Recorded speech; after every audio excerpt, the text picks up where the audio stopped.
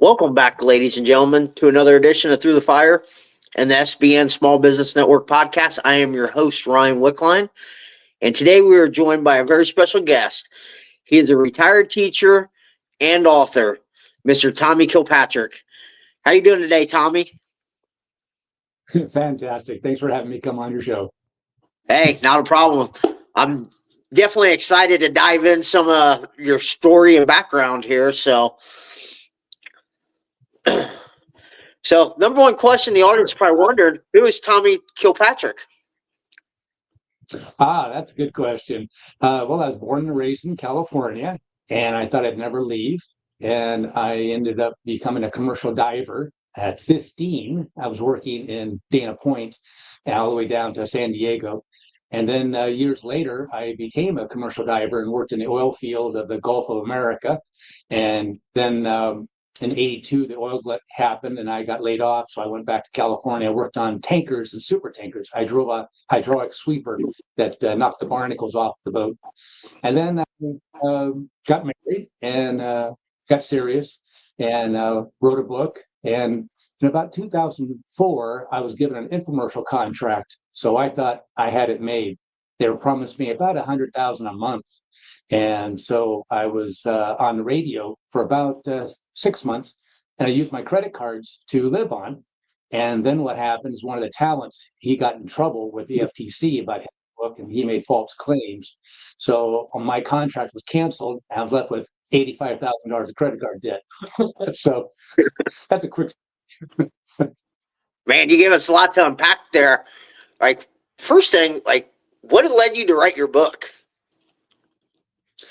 Well, I'm here in the Philippines, and I'm teaching farmers how to build dome houses and structures with bamboo, so it's free housing. I'm teaching how to do vertical gardening, so no more bending over like we've done for 10,000 years. And I want to open up self-managed medical care clinics for the community here. And to finance that and to do that, I wrote a book about debt, which I have a lot of experience with, and how to get out of it in one sense, but also how to close your free checking account. So it's a kind of a strange story, but yeah, that's so the money that I make from this is going to go to what I'm doing here. Because I'm retired, I have what I need. I don't want anything. So it's just something fun to do here in the Philippines and give back to the people who have given to me so much love and mercy. That's what Rabbi Jesus of Nazareth taught was love, which means in Hebrew, I give, and mercy means extreme kindness. So that's what I have been receiving from them. And so the least I can do is give back to them. So that's why I wrote the book. Awesome. So you said you started doing infomercials because they saw that you wrote a book. Yes. Can you kind of tell us about doing the infomercials and everything? Oh, yeah. That's let's see. I wrote a book on health and healing, and it got to be so popular that I was contacted by a infomercial company. And back then in 2004, that was the rage. And if you kind of think about it, there's a guy on YouTube, Myron Golden, and he did a video on it's easier now to become wealthy than any other time in history. And he goes through the agricultural revolution, the industrial revolution, the distribution revolution, and that was in the 50s, and then the computer revolution of the 70s. But then in 2000, we had this information revolution, and that's when it really took off. So if you were involved in Google or something like that, or with that infomercial deal, you made a lot of money faster and easier then. So I was in that kind of timing. And so that's where the infomercials were very popular then, and you could buy one, and I got almost scammed. Luckily, I read in the newspaper that the day before, I read the Sunday paper, and there was an article about this company in Palm Springs that was a scam, scamming people out of their money for doing infomercials. So I saved about $30,000.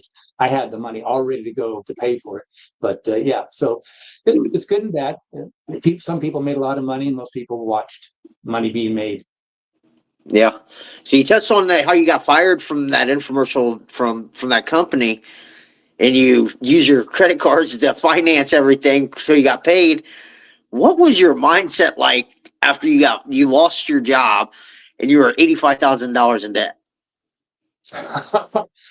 Depression, definitely depression. And it took about a month of how am I going to get out of this? I'm going to get sued. Like everybody knows that. If you don't pay, you get sued. And so one morning I woke up, thinking about my dad. He was a CPA, and I was in school to be a certified public accountant, but I never got the credential. I can do the work, but I never got the credential. And I realized that the bank does not have an invoice. And from my first job as a accountant, I have this experience that most people don't have. The CFO was a CPA. He came up to me and pointed a finger in my face and said, "If you pay for my statement, I'm going to fire you." And that has stuck in my head very well. So he explained that sometimes the company owners are going to make a deal and they don't owe anything. We could have sent the check last week and it's crossing the mail, and you only pay from an invoice. And see it over here in the corner? That's a department head. So only if the department head approves this invoice are you to pay from it. And so that's what I found. I kind of realized that, wait a second, the bank doesn't have an invoice. And then I got to thinking about my classes in accounting, and I came across this book, required reading was Modern Money Mechanics. And on page 6, it says right there, and don't believe anything I have to say today. Be a doubting Thomas like myself. And in the show notes, I'll be some links so you look it up yourself. And I want you to send this podcast to your CPA or anyone who's had one class of accounting, and they'll tell you I'm exactly 100% correct. So with that being said, I then realized the bank had never issued a loan, because in Modern Money Mechanics on page 6, it says what banks do is they accept your promissory note and they write numbers in your free checking account. So that's what they do. You have to sign a piece of paper promising to pay the bank back. Now they have a legal way of getting you into debt.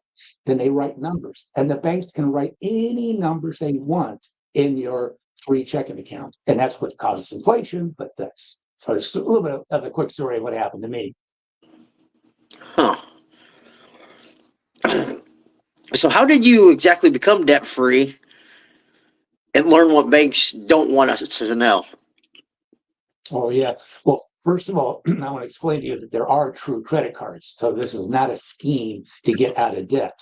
So when I first said it in the beginning, to get out of debt, it's not really that, because there is a true credit card. And if you go to, let's say, a tire store and you want tires, but you don't have the money, they'll say, "Hey, Ryan, why don't you apply for the in-store credit card and see if you are approved?" Well, you do, you're approved, and you drive away with tires on your car and you didn't pay for them, right? You didn't pay for them. You promised to pay them later. But it wasn't only a loan, it was a credit card.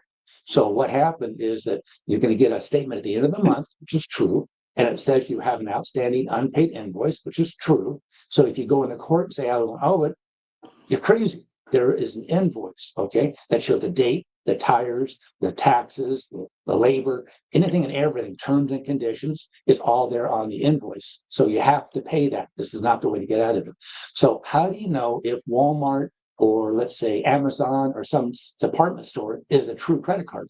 Look on the back.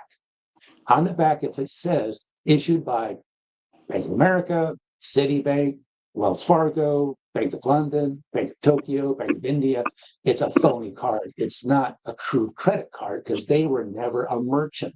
They do not have an invoice. So that's my main argument, is they don't have a debt. You don't have a debt with them. Huh. So that's a true credit card, and you have to pay those. So what you're saying is the ones issued by banks you can kind of get out of, and it's more what of a promissory note? Well, law is language and language is law. So if you are saying words that the criminal is using, then you say getting out of a debt. See, you're immoral. You're not doing the right thing. But you see, if you use the truthful words, and that's what I'm trying to get through to your audience today, is, well, let's just start with a question. Is it possible for you, your audience, and me too, to have been lied to, indoctrinated, and brainwashed? Is it possible? What do you think, Ryan? It's very Of possible. course, very possible. Okay, so a lie is a lie, but when it's told generational, it becomes indoctrination. So you were brought up to believe this false thing that the credit card from a bank is a credit card, and that your parents told you that, your grandparents told you that, the school told you that, the whole media tells you that, everyone tells you that. So if you don't question it, then you have been brainwashed. Okay. I don't do that to insult your audience or insult myself, but if you don't question, so all I'm asking you and your audience to do is add one word, alleged. We watch television and we see a bank robber going into a bank and we always say alleged. So that's all I want you to do is say alleged credit card debt. That puts the burden on the bank to prove that they have an invoice. If they don't have an invoice, they don't have a debt. They never could have issued a credit card. However, a merchant, someone who does a service for you and gives you that chance to pay it back, that could be a credit card if they issue such a thing. And so you owe that. That's a true debt. So if they have an invoice, pay it. You owe it. You're legally, morally obligated to pay it. But you don't pay from a scammer, someone who is defrauding you. So I have come across the worldwide banking are doing a fraud, and all the people from that bank issued alleged credit card. So how do they give you money then out of that? Can you explain how that kind of works? Yeah, it's a very good Off the question. alleged credit card? Right. So here's the thing. So if you keep saying credit card, then you're lost. You'll lose your argument. So now we agree that the bank does not have an invoice. They're not a merchant. They never could issue a credit card. So what are they doing? Well, what banks do is they're involved in loans. So if you have no money and you want money, you go into a bank, sometimes without a gun. Okay. So you go to a bank and you fill out fill an application for a loan. So let me ask you a question, Ryan. If you apply for a loan and the bank turns you down, do you still get the loan? No.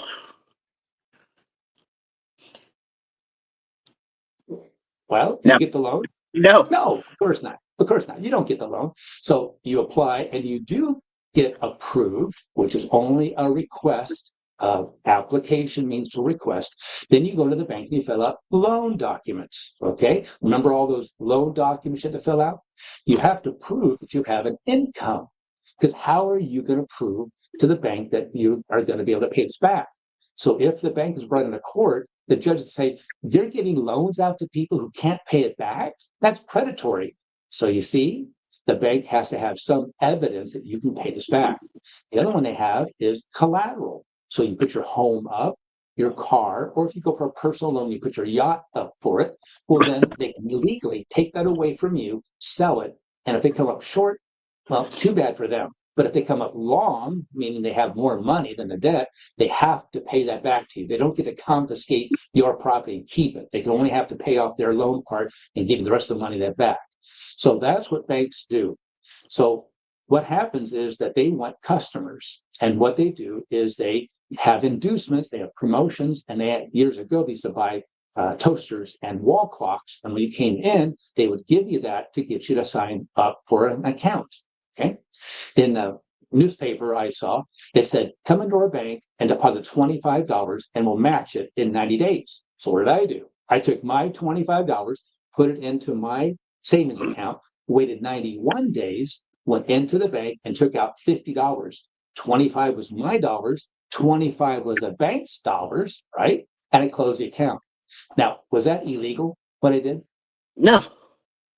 No. Was that immoral? No. No. The bank said do this, and I did it. Okay, so that's going to be a question comes up at the end. So we're going to have to ask ourselves, is it immoral what we're doing? Okay, so that's a very good question to see later on. So what happened is that you are given then back to the argument too, is that you have to have a credit report, and your credit score determines your interest rate. But the last thing you do is you sign a promissory note that has to be done by federal banking regulations, because this is how the banks make inflation. So take a look at this. Look up 1776 to present inflation rate, and you'll see in the United States it was very flat. All of a sudden, 1933, straight up and up and up. It's crazy because I believe the Federal Reserve, created the Depression. And it's well known that they raised the interest rates and choked off the economy, but no one ever asked a little bit further. What was the reason? What the end result was, banks all around the country went out of business and they got consolidated under the Federal Reserve. So in the beginning, the Federal Reserve was very weak. It was only after the Depression did they have a lot of their competition out of business, and they absorbed a lot of other banks. And that's what they keep doing. They keep absorbing more and more banks. Banks become bigger and bigger by absorbing smaller banks. And they also become bigger by confiscating your property. That's how they do that. So what happened in the 30s is that they started this fractional banking system. And what that means is they accept a promissory note and they write numbers. They can write any numbers they want into your free checking account. And all of a sudden, you've got money. And that is a cause of inflation. So there was no inflation for 150 years, but then all of a sudden we have inflation. That's when they write these numbers, any numbers they want into the checking account. Now you can use it. They didn't take the money out of the economy. They didn't remove that to put it in. Like a loan, would you take someone's depositor's money and give it to somebody else? So in my show notes, it explains there that the first thing is the banks do not loan out their money. And in the second link, it makes mocking. The Federal Reserve mocks us. It said, of course we don't take depositors' money and then loan it to somebody else. There'll be enough money to do that. So that's what they're doing is they have to accept a promissory note to write the numbers in your free checking account. So there is no loan from the bank. So Yeah. That's kind of interesting then. So what they're pretty much doing is what you're saying is the alleged credit cards are just like a form of like a checking account. you have to count. And that's what accountants do is we count. And we have an count. Means one or single counting. So the bank has to count your numbers.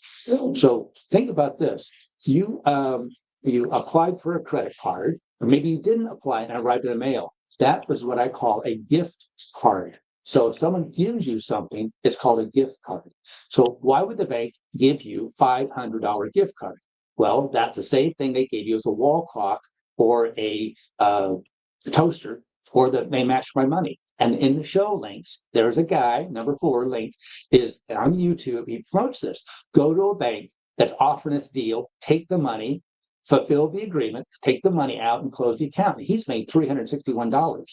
That's the exact same thing with a $500 credit card. Not a credit card, it's a $500 gift card to get you to be a customer.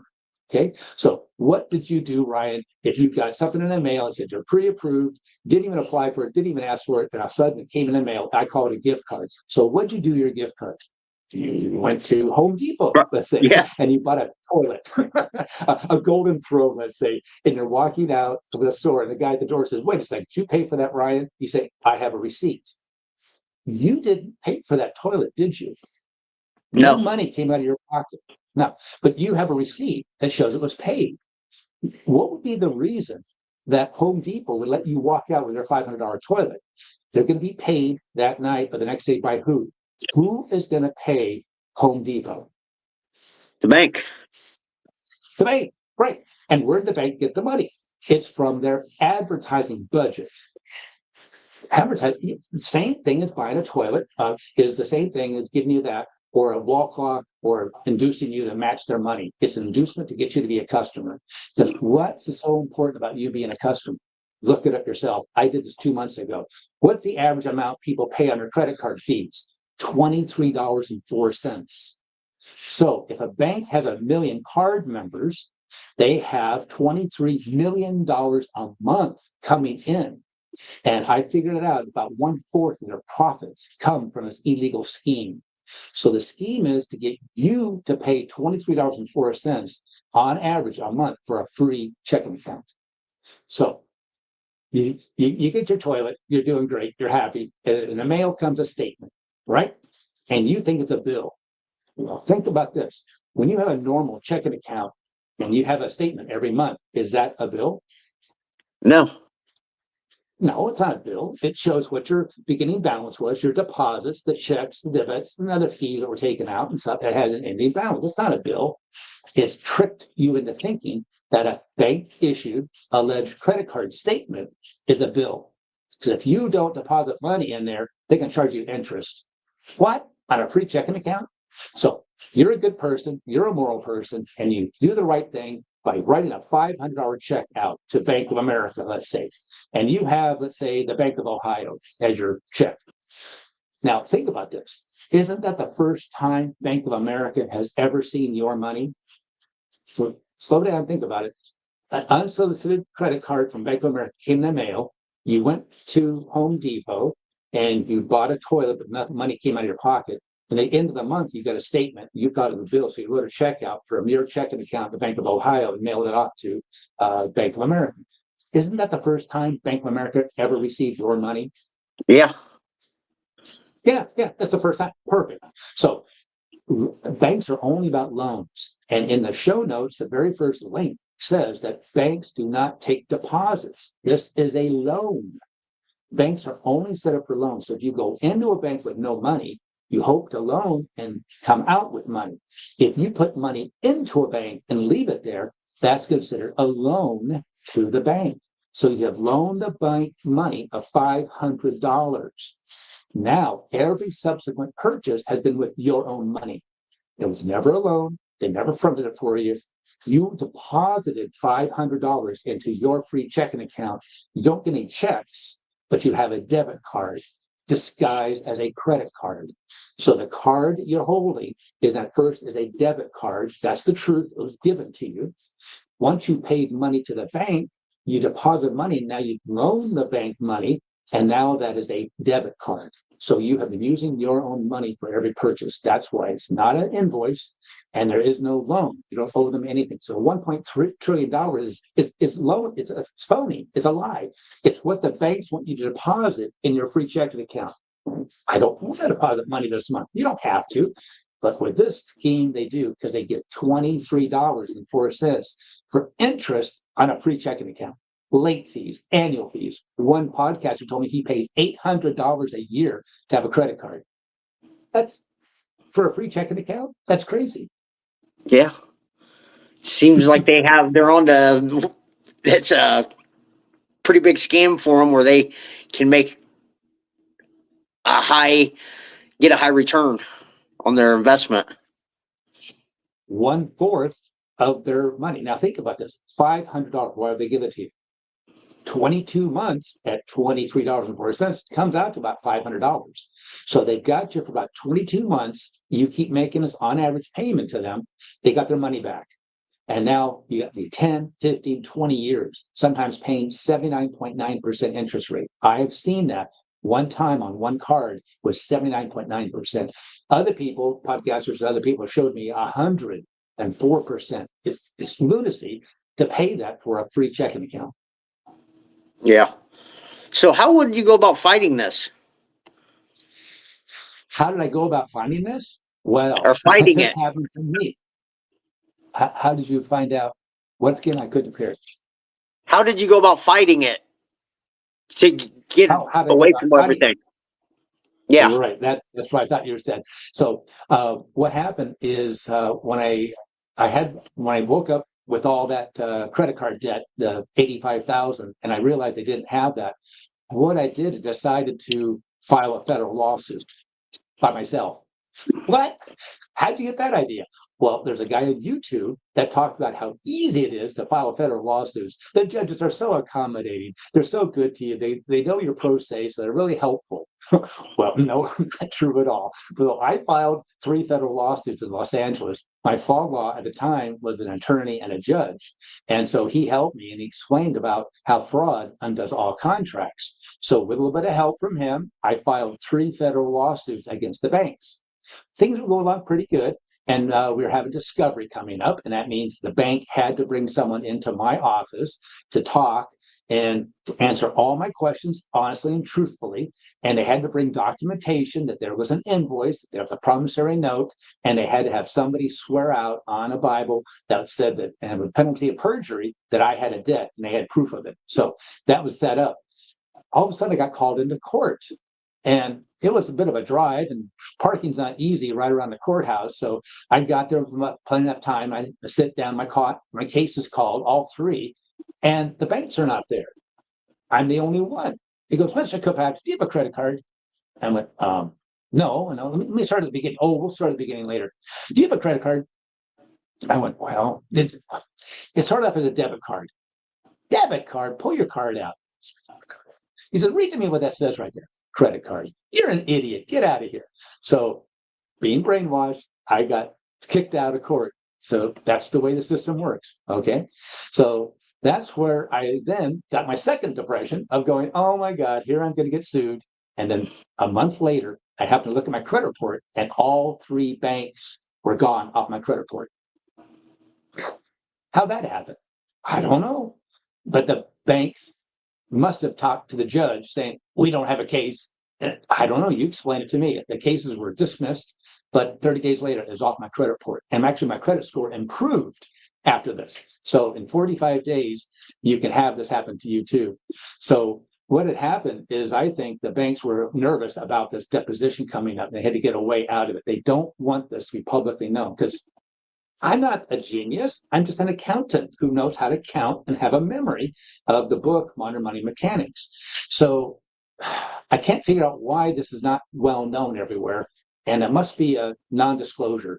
People must be signing non-disclosures so they aren't talking about this because they don't want this to be known. They don't want this in court cases so that anybody could look it up and do the same thing. So how I help people get out of these things, because a friend of mine gave me a charity after this and it was dormant, and I turned it into a credit repair. Some of the people had credit card debt. So I would write a letter to the bank explaining the crime that they were committing. And in 45 days, their credit score improved. Now, some of the people that had 50, 100,000 or higher up, they would push back and with a lawsuit or something like that. So what we did, we had an expert witness, a CPA expert witness. So in my book, I explained what happened to me in front of the judge. I explained to you what happened, and many times to my CPA expert witness. And we won every single time because once the bank realized I had the goods on them, they didn't want to go forward. So they would settle before we walked into court. And then other times we did have to run through the joke. And that was obviously that they don't have an invoice. They don't have a promissory note. They don't have a debt. We don't have a contractual agreement. So all we want, Judge, is to have this off our credit report. And by that time, the attorney of the bank would just say, here, you just sign this. And there's also sometimes a non-disclosure. So That's amazing. So they just chose not to fight because they don't really have a case then. they don't have a case. And if you stand up to them, so what you can do to resolve this whole thing is that you get to realize the truth. And the words are, you have a free checking account and you put money into that account. So the first thing you have to do is withdraw the money out of your account. You could also call that maxing out the card. See, if you use the terminology of the criminal, then it makes you sound like you've done something illegal and immoral. But this is your own money. So you need to withdraw that money first. So for the people that came into the clinic, my charity that I helped, about 1,000 of them over a 10-year period, I was able to find them money, their money that they withdrew, and they would give some of that to the charity. So our charity was very prosperous by finding people money and eliminating it off their credit report. That's all they wanted to do is improve their credit score. And that's how we did that, is these bank issued alleged credit cards are not true credit cards. It's a checking account that they report on. So all we do is ask them not to report. And they do because it's fraud. We tell them that they have done something fraudulent, which undoes all contracts. So in your letter, what we would do is send a letter to the bank saying that this is fraudulent account. And what you can do then is boost it up a little bit by having your CPA write a letter saying there is no invoice. If you have one, send it, I'll pay it. And two, you could never have issued a loan because you're violating federal banking laws because you have to have a promissory note. My client never had a promissory note. Then if you'll make it even stronger, have your attorney write a letter to the bank saying, fraud undoes all contracts. There is no contractual agreement. And my CPA expert witness says that you never issued a loan. So it never happened. And then what I really want to do, if you have a lot of power, in a sense, you think a lot of debt, you really want to make this strong, is make a federal, no, not a federal, but a state civil lawsuit. You don't file it. You just fill out the form as if it was. You just do everything that makes it look like a lawsuit. And the last thing is you have an injunction. Now people around the world know about injunctions. Anything Trump does, someone runs into a court and says, injunction, and they stop him cold. That's what I'm talking about. So when you send this to the bank, it's not even filed with the court. They know if they sue you, you're going to file an injunction. What that means is you're asking the judge to look at the promissory note and the invoice, and we're asking for an affidavit of debt. If the bank can't produce those three things to the judge in 30 days, they're in contempt of court. So the bank does not want that to happen. They're going to lose. So they're going to, all we want them to do is to click off your credit report, and in 45 days you have, but you better take your money out, because if you don't take your money out of your checking account, they're going to confiscate it. There's really no way you can get it back. So for most people, I find them a couple $1,000 or $4,000 or $5,000 on average. So it's pretty easy to have money in your pocket and just off your credit report. Interesting. So you went through a divorce around the same time too, right? Yeah, about 12 years ago, the wife said, get out and take the dog with you. And that was the best thing that ever happened to me, I tell you.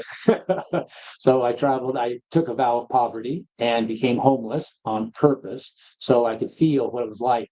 And so I traveled across the United States, mostly working on farms. I would give my labor up, and then they would feed me and house me in exchange.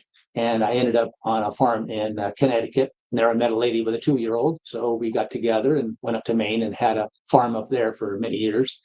And then shift happens. I never thought I was going to be off the farm. I thought I was going to die there. Just bury me in the back. I didn't care. I had 32 acres. We had 100 animals. Life was great. And then here I am on the outside. So I didn't have an ID. I didn't have anything. I was off grid. So I decided to come to the Philippines. And so I needed to buy an airline ticket. You have to do that with a credit card, right?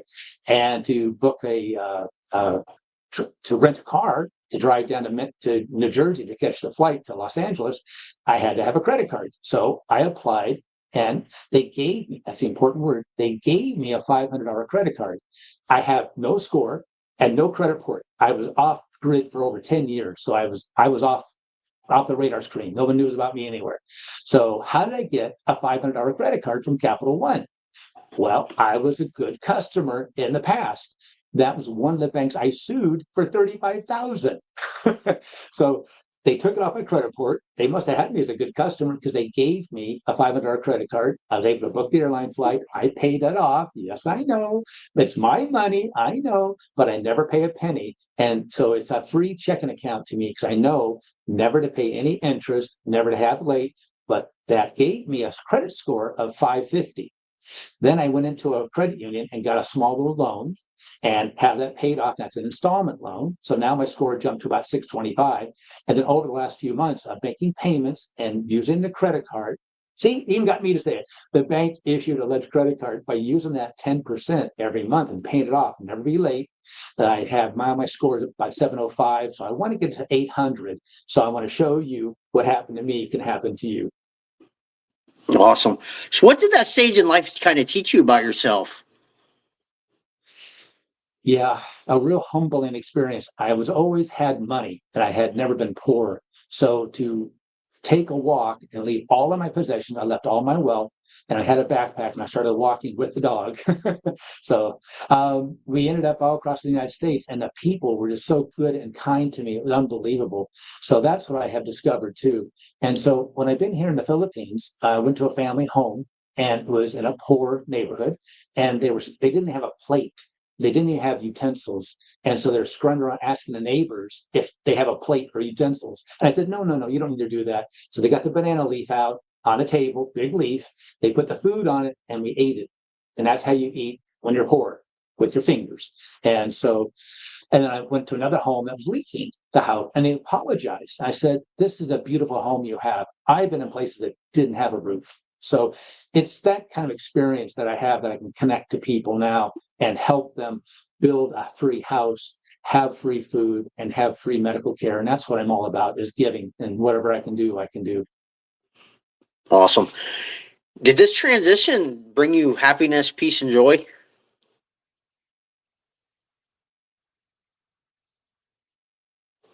Oh, yes. That happiness comes from doing things for other people without expecting a response. So that's what I have doing all the time, is giving gifts to people. So I was walking to the pier quite frequently, and there'd be these ladies that were sweeping the street.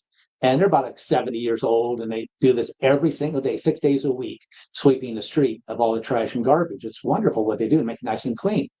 So I would go and buy bread. It only like about 2 cents a piece. So I would buy 10 pieces and split it up and give them 2 bags of bread. And they were very appreciative of that. So that's what I do. I give gifts to people as I walk along, and I don't expect anything in response in return.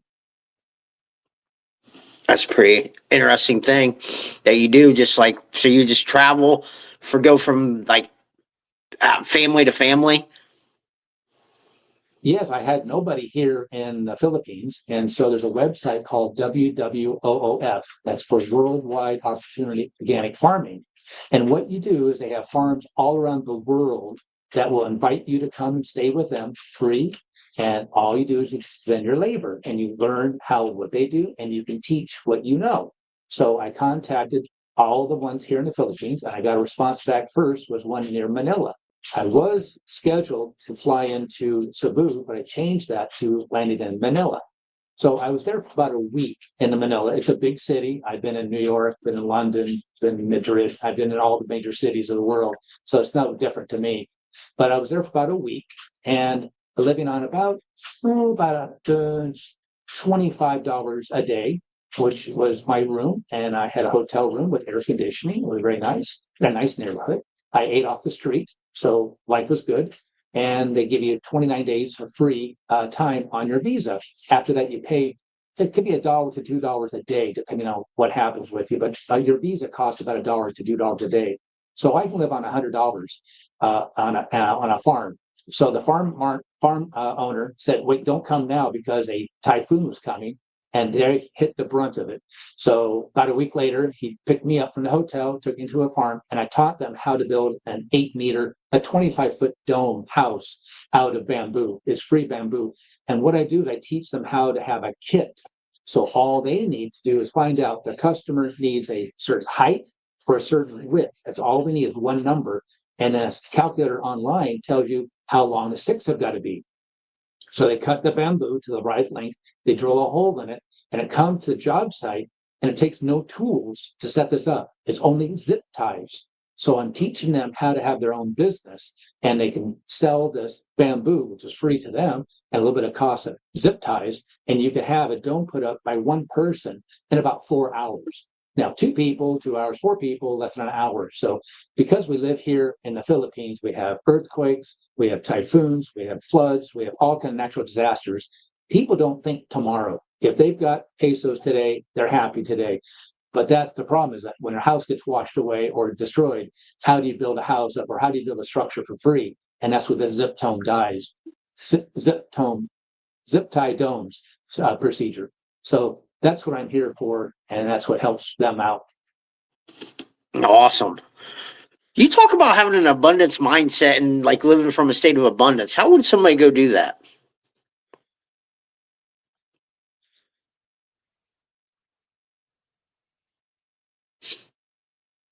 We're having a little bit of a glitch, so I don't hear the word you're saying. Oh, sorry about that. So you talk about having an abundance mindset and to live with abundance. How would somebody go about doing that? Yes, it's always looking at the glass. You can see it half full or it half empty. And I have always had the mentality since I was 7. I wanted some money. And so how do I figure out how to get some money? I made some cake and what I did is I set it up on Saturday morning in my garage. But customers would come, but they didn't have any money. So I'd say to my friends, "Go find me 3 paying customers and I'll give you a piece of cake." Well, that motivated them to go find their friends that had a few pennies to bring them and share them with me. So it started with that. And then when I was 13, became a scuba diver. And then at 14, I was playing in the pool, the dive shop's pool with a friend of mine. And a phone call came through from Los Angeles, by being Hollywood. They needed a couple of people, divers, to be in this movie. So we were cast in a movie. Then we have a name. We were just kind of extras and stuff. So we went to Catalina Island and passed a shark back and forth in a video screen. It was kind of fun with a video camera. And so in the 8th grade science class, we actually had the reel, and we could show our classmates, "Hey, that's me." And the other guy would say, "Oh, that's me over here." So you really couldn't tell because of the mask and stuff. But it was a lot of fun. And then at 15, I actually became a diver, working in the port in the harbors. And I had my own motorcycle. So I had saved up the money to buy one, and I had a license to drive a motorcycle, but not a car. So I would drive legally to high school to learn how to drive a car. And then at 17, I graduated early, and my first job was an insurance investigator. And so I was 17. I lied. I told them I was 19. They had my driver's license. They knew I lied. They still hired me. So I became an insurance inspector at 17. I had my own apartment. I graduated in January of high school, and then by March or April, I had my own apartment and living pretty good. Then I looked at the guys that were there for the last 30 years going, do I really want to do this? So I said, hey, I'll just become rich by becoming a CPA. So that's decided to go to college, and all for the wrong reasons. So it was a good lie. Yeah. So abundance has always been with me, and I always see it as that. So if we have a table full of food, I invite more people to eat all the food, because if we can stack this better, we can bring more food in. So I'm always has a mentality of making more food. So when I was a chef, I saw the amount of waste in the restaurants. So I've actually come up with some ideas on how to feed people for free and to become wealthy at the same time. So I call it the free revolution. So that's another book I'm working on right now, and to proving it that you can actually make money by giving food away for free. Huh. Interesting. What is the best investment for someone looking to make money? Real estate is the fastest way to wealth is through real estate, and you need to find someone who's motivated to sell. So if they say price, you can determine the terms. If they want term, you determine a price. So you need to find somebody who is motivated to get out of the situation. There's all kinds of people. You just have to look and wait, make your contacts out there. And you don't have to have any money. All you have to have is an idea. So if they accept your idea, great. If it doesn't work out, next. There's always somebody who's very desperate to get out of it. So my first purchase was $20,000, and back then it was a lot of money, but the lot was actually selling for 60. So how did I get a $60,000 lot for $20,000? The real estate agent was so incompetent, they didn't even have a sign on the property. Back then in the 70s, that had a multiple listing book, and I went through this book page by page in the area I was looking for. So again, know your area, know your territory. And I found this lot for sale, and I drove out, looked at it, was perfect lot, but I saw no sign. And these people had been trying to sell it. They didn't live in the area. It was probably through like someone had passed away, and they had this house, this lot for sale in California. They didn't live in California, so they wanted to get rid of it. They just want the money. So I offered them $20,000. They went 20,000, but had been there for like a year and a half, but not a single offer because no one knew it was for sale. No one took the time to look up the multiple listing book. So they went, oh, no, we'll do it for 30 and that. And I said, well, my offer still stands at 20, but I made it very complicated. I made it 3 loans and different interest rates and different payoffs. My agent didn't even understand it. I said, you don't have to. So she submitted that, and the other side just threw their hands and said, okay, 20,000, you paid a closing cost. It was $750. So I was able to get a house, a lot that I eventually sold for about 200,000 for only 20. So again, buy low, sell high. The next house was in Maine. The next lot was in Maine that I had a deal. It was 29,000 they wanted. So I offered them. I said, what if someone offered you 12? What would you say? Thinking that's a joke. We would never take. Well, they countered with 19. I said, what if we did it at 13? And then they would say about 18. And then I said, then the father got so upset. He said, 14,000 cash. I said, okay. So I got it appraised at 20,000. So it's an instant $6,000 equity. So real estate is the fastest, easiest way to become wealthy. And that's what you do. You're not going in for the money. You're trying to help someone else. So look for the bunnies, as the guy from Pace Morby says, is look for the bunnies. How can I help you? That's what I do. How can I make your life better? Get this property off my shoulders. Okay, I can do that. I can figure out something. How do we work this out? So through that, you help them solve their problem. They're going to help you. So if they don't, move on. Here's the next one. So that's the best way out of poverty is through real estate. Awesome. What are your short-term and long-term goals? The short term is to finish this other book. I have learned how to speak Hiligaynon, which is the 3rd most popular language here in the Philippines. And why the 3rd, when I learned Tagalog, is that my fiance speaks Hiligaynon. I live in an area of Hiligaynon, so I thought about it. Why is it so difficult to learn a language? And I just stopped and thought about it. And I said, there's got to be an easier way. And I have come up with an easier way. And it's the book I've written on how to speak a language in 30 days. And it's what words you want to learn. You don't go to school. You don't crack open a book. You don't learn grammar. You don't learn syntax. It's what is important to you. And to me, eating is important to me. I'm a vegetarian. So no isda, no carne. And actually the word is indi here and dilly in another language in Visaya. So I've learned several languages here. So I learned what I want. I can go to the fruit market. I can go to the frutas, and I can go to get some veggies, which is utan, and I can name all of the vegetables. I know all the fruit names, and I know how to pay. I get on the bus. I can ask how much does it cost to get to here and pass the money. That's what we do here in the Philippines. We pass the money and then let me off, lugar, lugar. So let me off. So I can travel and I feel great. And people love it. I'm telling you, by speaking their language, it astounds them. I went up to a peanut guy. It's called mani. It's not like money, but it's mani. And so I pointed to the peanuts I wanted because they're different kind of flavors. And so then I said, my own hapon, which means good afternoon. And he was stunned. And then I said, let me say, what did I say? How much is it? And he said 20 pesos. And I said, how are you? ¿Cómo está? Which is a little bit of Spanish. So there's a little bit of Spanish mixed in. And he was like flabbergasted. He looked back to his friend who was laughing and he's going, what's going on here? A white guy is speaking my language. I don't think anybody has ever spoken his language and never said any English. And I paid him. And then I said, Wala saying Anaman, which means you're welcome. So he said, thank you in English. But I came back in Hiligaynon saying, you're welcome. So I hear them laughing behind me. And that just brings joy to me when I help other people. They make me laugh. So what can I do? Make them laugh. Yeah. How can people get a hold of you? Simple enough. Tommy A. Kilpatrick is on Facebook. You can reach me there. Just send a message to me. In the show notes, it'll be there and a link and also my email. So I offer a free 15-minute consultation.